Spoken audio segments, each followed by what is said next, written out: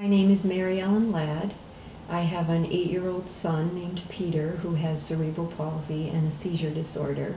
When Peter was born 8 years ago, there were complications during the delivery, and as a result, he had brain damage. We believe there were warning signs during the delivery that were ignored. He can't walk, he can't talk, he can't eat. He can't sit without assistance. He requires lots of medical equipment, a stander, a walker, a wheelchair, bath chair, toilet chair. He requires a special feeding tube because he can't eat, and because of that he needs to have a special formula and some medical equipment for his feeding.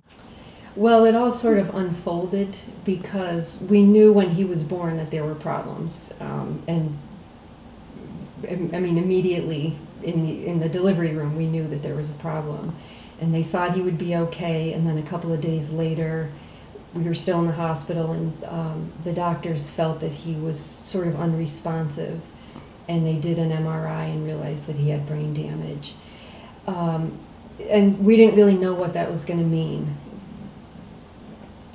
You know, okay, he has brain damage, but they couldn't say exactly what that was going to look like. So it was really just waiting, and as he grew and developed or didn't develop appropriately, that we could see what we were going to be dealing with.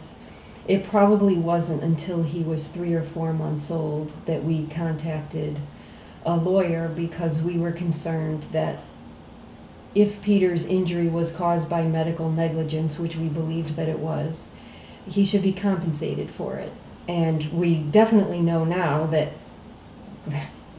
the expense of having a child with cerebral palsy can be pretty big. I mentioned all the medical equipment. It's all extremely expensive equipment.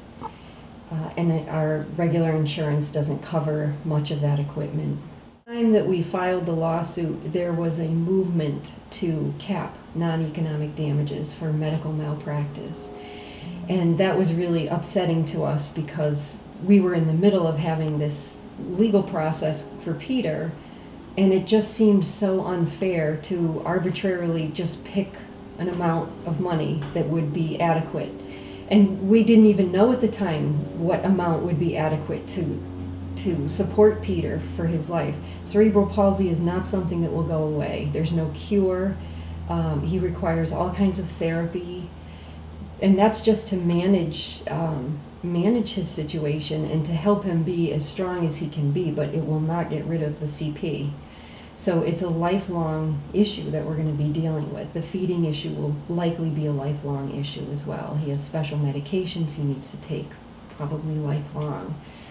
So we were really looking long term at how we were going to support him and keep him at home as long as we possibly could.